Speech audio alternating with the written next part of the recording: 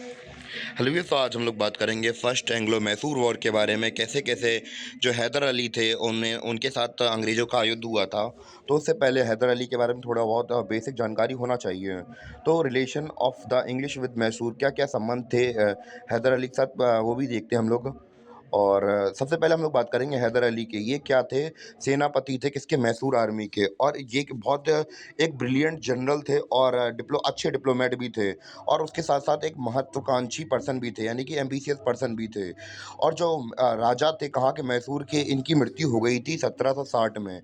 जैसे ही इनकी मृत्यु हुई तो हैदर अली ने अच्छा मौका देखकर जो इनका तख्त था वो कब्ज़ा कर लिया, यानी कि अब ये खुद राजा बन गए। कौन? हैदर अली। और इन्होंने अपनी अथॉरिटी पूरे जो मैसूर स्टेट था उसके ऊपर लाद दी। और ये पूरे आधिपत्य के महाराज बन गए। कहाँ के?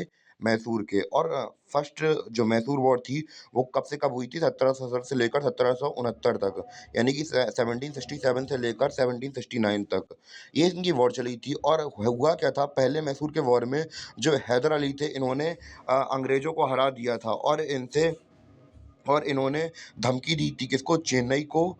और चेन्नई को धमकी भी दी थी। और कब? 1769 में। और अंग्रेज़ों से ज़बरदस्ती एक ट्रीटी भी साइन करवा ली थी इन्होंने।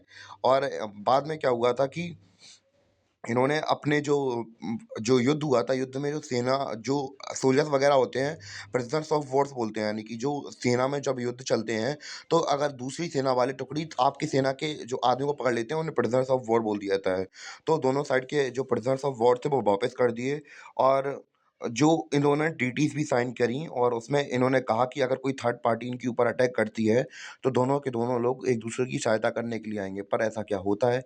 नहीं होता है कि अंग्रेज़ों ने उन्हें धोखा दे दिया था और बाद में दिक्कत भी हो गई थी। तो रिज़ल्ट कुछ इस प्रकार था हमारा। समरी में यही देखा कि फर्स्ट एंग्लो मैसूर वॉर में जो मैसूर था वो जीत गया था और अंग्रेज़ हार गए थे। रिज़ल्ट केवल यही था। दूसरे वॉर में जो भी हुआ हो, हम लोग वो अगले वीडियो में डिस्कस करेंगे।